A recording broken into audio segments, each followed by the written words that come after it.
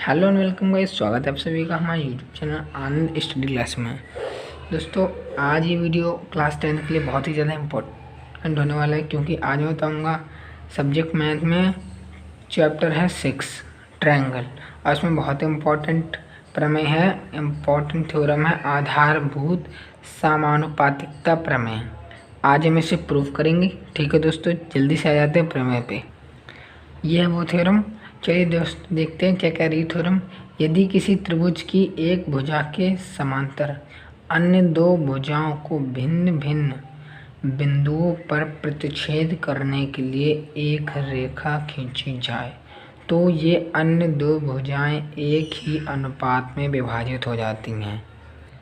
देखिए दोस्तों, यह त्रिभुज किसी त्रिभुज की एक भुजा के समांतर, इस भुजा के मान लीजिए इस भुजा के समांतर अन्य दो भुजाओं को, इस भुजा के समांतर अन्य दो भुजाओं को भिन्न भिन्न बिंदु यानी डी और ई पर प्रतिच्छेद करने के लिए यहाँ पर प्रतिच्छेद करने के लिए एक रेखा खींच दी, यानी डी खींच दी, रेखा खींची जाए, खींच दी, तो ये अन्य दो भुजाएं यानी ए बी और ए सी एक ही अनुपात में विभाजित हो जाती हैं। हमें ये सिद्ध करना है कि ये भुजाएं एक ही अनुपात में विभाजित होंगी, यानी ए डी बटे डी बी बराबर ए ई बटे ई सी। ठीक है दोस्तों, पहले लिखते हैं क्या दिया हुआ है हमें। दिया है हमारे पास क्या है, क्या दिया है दोस्तों। एक त्रिभुज ए बी सी है, त्रिभुज ए बी सी है जिसमें बी सी समांतर डी है, और डी जो है डी है ए सी को क्रमशः ए सी को क्रमशः डी तथा ई पर बिंदु पर प्रतिच्छेद करती है। यहाँ पे दिया है एक त्रिभुज ए बी सी है, ये त्रिभुज ए बी सी है जिसमें बी सी समांतर डी और डी जो डी रेखा है वो ए बी और ए सी को क्रमशः यानी ए बी का पहले आएगा फिर ए सी का आएगा, क्रमशः क्रमानुसार ए बी को डी और ए सी को ई बिंदु पर प्रतिच्छेद करती है। दिया हुआ हमें, हमने ये लिख दिया। अब लिखेंगे सिद्ध करना। हमें क्या सिद्ध करना है, पहले हम लिखेंगे सिद्ध करना। अब हमें क्या सिद्ध करना है, इसमें लिखा था कि यदि किसी त्रिभुज की एक भुजा के समांतर अन्य दो भुजाओं को भिन्न भिन्न बिंदुओं पर प्रतिच्छेद करने के लिए एक रेखा खींची जाए तो ये अन्य दो भुजाएं एक ही अनुपात में विभाजित हो जाती हैं। हमें ये दिखाना है कि एक ही अनुपात में विभाजित होंगी, यही प्रूफ करना है। तो हम लिखेंगे ए डी बटे D V, A D upon D V equal A E बटे ई सी। हमें ये प्रूफ करना है। अब हम क्या लिखेंगे इसमें, रचना।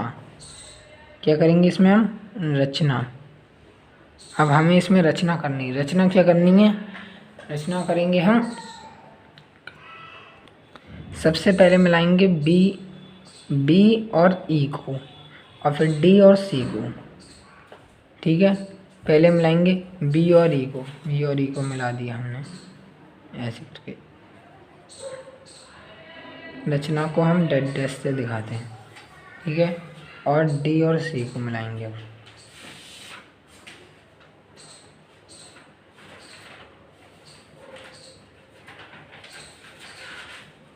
मिला दिया। अब हम इसे लिख देंगे। अब नेक्स्ट रचना क्या करेंगे, हम डी से ए ई पे लंब डालेंगे, डी से ए ई पे लंब, ये लंब है 90 का एंगल बनाएगा, और ई से ए डी पे लंब, ठीक है, ई से ए डी पे लंब डालेंगे।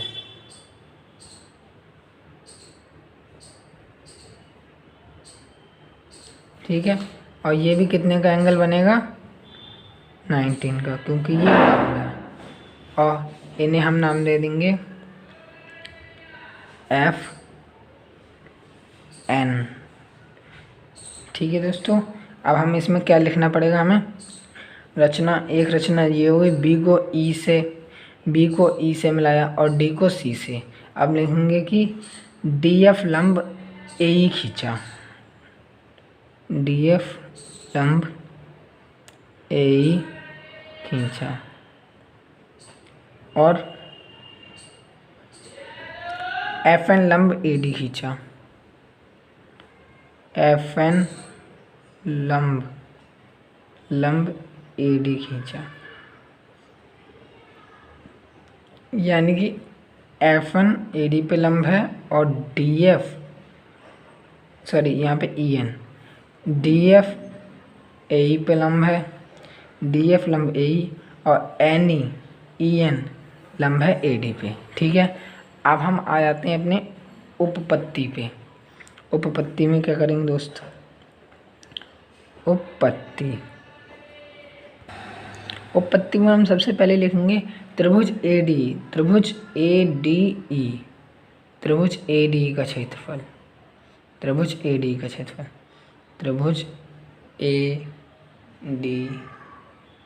का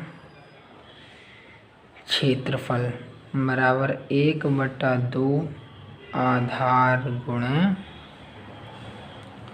ऊंचाई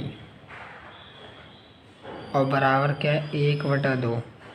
त्रिभुज ए डी में आधार कौन सा है, कोई सा मान ले रहे हैं, चलिए ये वाला मान ले रहे हैं A D, Aadhaar A D मान ले रहे हैं। तो लंब क्या है ई एन, आधार जब ए डी इस पे लंब है, ये ऐसे करके देखिए, ये आधार ए डी है, ए डी इस पे लंब जा रहा है ये ए एन, कोई सा भी आधार हो सकता है और लंब 90 का एंगल होता है 90 पे।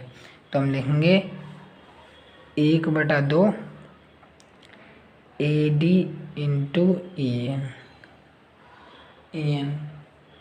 ठीक है दोस्तों, लिख दिया। आप देखिए दोस्तों, अब हम किसका क्षेत्रफल निकालेंगे, त्रिभुज बी डी ई। कौन सा त्रिभुज है ये, बी डी ई, इसका क्षेत्रफल निकालेंगे, बी डी ई का क्षेत्रफल बराबर, ये तो 1/2 आधार गुणा ऊंचाई है ही, बराबर 1/2। इसका आधार क्या है बी डी, आधार ये बी डी। अब यहाँ पे हमें ऊंचाई नहीं पता है, अब ऊंचाई कैसे याद करेंगे, इसको समझने का दोस्तों एक मैं तरीका बताता हूँ। देखिए दोस्तों, जैसे कि आपके पास ये एक त्रिभुज है ये, ठीक है। अब आपको इसका क्षेत्रफल निकालना है। इसका क्षेत्रफल निकालने के लिए हम क्या करेंगे, इसका आधार ये 5 सेंटीमीटर दिया हुआ है। क्षेत्रफल निकालने का क्या होता है 1/2 आधार गुणा ऊंचाई होता है। अब यहाँ पे ऊंचाई हमें कैसे पता करेंगे, ऊंचाई यहाँ से यहाँ तक होगी, यानी यहाँ से नीचे तक, इसके ऊपर ले जाओ या यहाँ से, ये ऊंचाई नहीं होती कभी, ऊंचाई लंब में होती है बिल्कुल ऐसे यहाँ से तो ऐसे में। इसकी ऊंचाई कैसे हो, ऐसे, जो ऊंचाई इतने में आएगी वह इसकी ऊंचाई हो जाएगी। यहाँ पे माना 3 आई तो इसका क्षेत्रफल हो जाएगा 1/2, 3 × 5 15/2 7.5। ठीक है, और इसी प्रकार से अब हम इसमें ऊंचाई देखेंगे। ऊंचाई हमारे पास एंगल कौन सा है, डी बी ई, ये वाला एंगल है, ये वाला त्रिभुज है। और इसका हमने आधार तो लिख दिया बी डी, इसका जो ऊंचाई यही वाला था यहाँ पे। अब टेढ़ा कर देखते हैं, बी डी, इसकी ऊंचाई कहाँ से पता चल रही है, यहाँ से। ये देखिए, ये इस पे लंब है, ये देखिए, ये ऐसे करके त्रिभुज है और ये बिल्कुल इस पे लंब, ये इसका लंब है इसकी तरह, जैसे यहाँ पे बताया था मैंने ये, उसी प्रकार से। तो अब हम इसे लंब लिख लेंगे ई एन गुणे ई एन। ठीक है, अब हम दोस्तों क्या करेंगे, फिर से ए डी का क्षेत्रफल निकालेंगे। त्रिभुज ए डी ई का क्षेत्रफल, त्रिभुज ए डी का क्षेत्रफल, ये तो 1/2 आधार गुणा ऊंचाई इसका फॉर्मूला है। अब देखिए 1/2, ए डी का आधार क्या था, अभी हमने लिया था ए डी गुणा ई एन।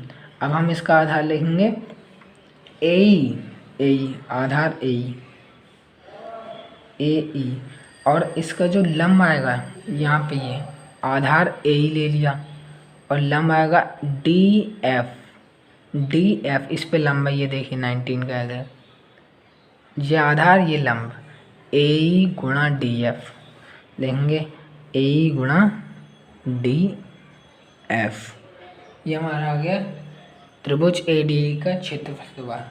अब हम किसका निकालेंगे, डी सी का। अब अभी हमने बी डी का निकाला था उस टाइम, अब निकालेंगे डी ई सी का।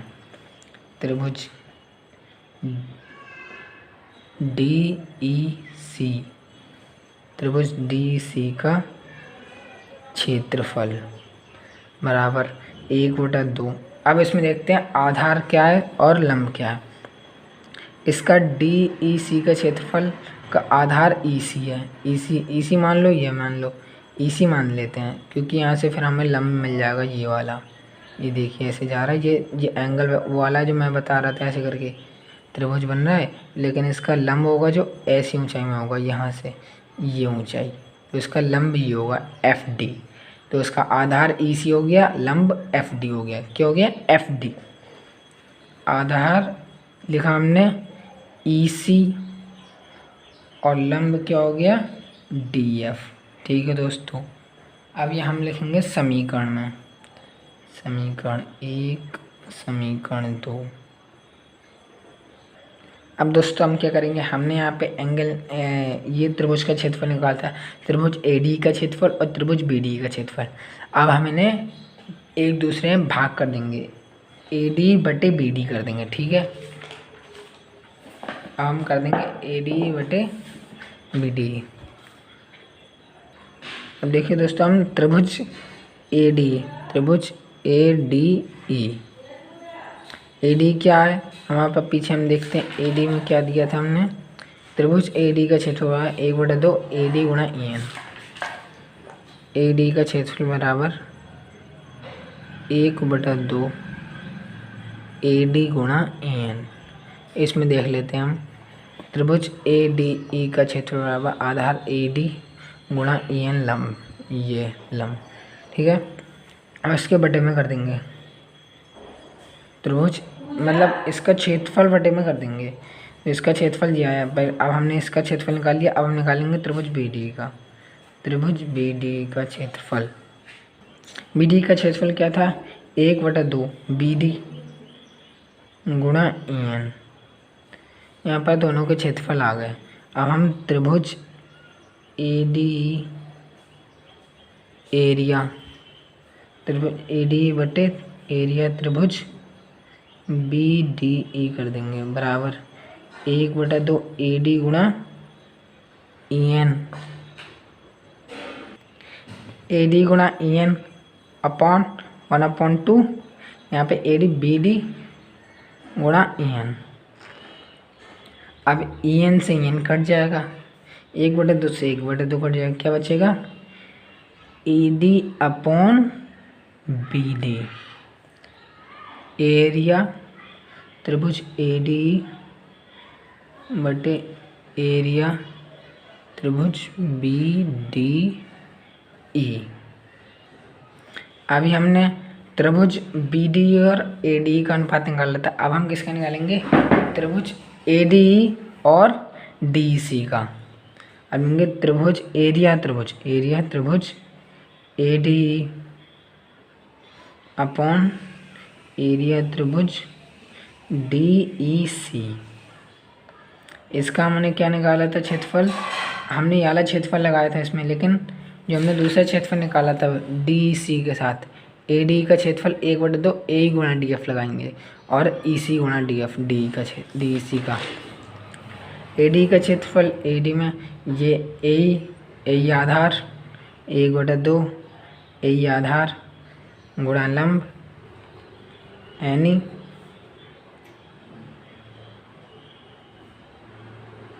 आधार, सॉरी लंब डी एफ, लंब आएगा डी एफ क्योंकि लंब ऐसे है ना, इस पे लंब आएगा डी एफ अपॉन 1/2। इसका आधार क्या है, ई सी, और गुणा लंब इसका ये यहाँ से ऐसे करके ये आ रहा है क्योंकि ये वैसे त्रिभुज जो मैंने आपको समझाया था, फिर इसका जो ऊंचाई होगी डायरेक्ट वो ऐसे करके होगी। इसे आगे बढ़ा के देखेंगे तो ये इसका लंब जे आएगा गुणा DF, और DF से DF काट देंगे, 1/2 कट जाएगा। तो एरिया त्रिभुज ADE अपॉन एरिया त्रिभुज DEC equal AE upon EC। देखिए दोस्तों, यहाँ पर दो समीकरण आ गई हैं। एरिया त्रिभुज ADE बटे त्रिभुज BD का है एक AD बटे BD, और एरिया त्रिभुज AD अपॉन त्रिभुज DEC इसका है AE अपॉन EC। ये आ गया हमारे पास समीकरण 2। अब हमने पहले ही पढ़ा था, ये मैं बता दे रहा हूँ। जब दो समांतर रेखाएं हैं, उनके बीच जो त्रिभुज बनते हैं, समांतर रेखाओं के बीच जो त्रिभुज होते हैं उनका क्षेत्रफल बराबर होता है। समांतर रेखाओं के बीच में जो त्रिभुज होते हैं उनका क्षेत्रफल बराबर होता है। तो DEB और DEC इसका क्षेत्रफल बराबर होगा, DBE और DEC का क्षेत्रफल बराबर होगा।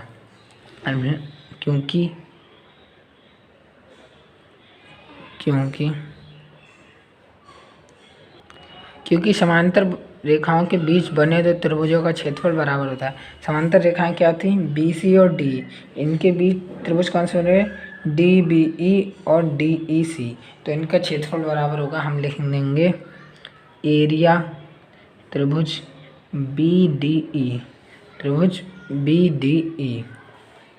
BDE बराबर एरिया त्रिभुज DEC।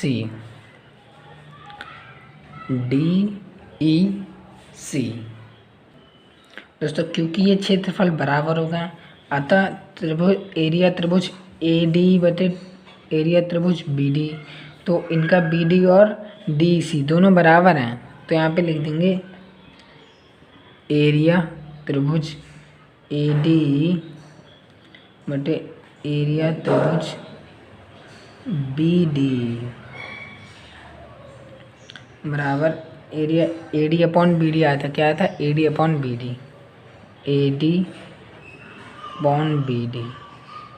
ठीक है, अब फिर से लिखेंगे एरिया त्रिभुज ADE अपॉन एरिया त्रिभुज, अब कौन सा लिखेंगे हम?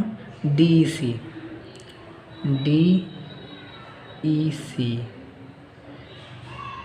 लेकिन इसे हम लिखेंगे BD बराबर एरिया त्रिभुज ADE अपॉन एरिया त्रिभुज BD, समीकरण 3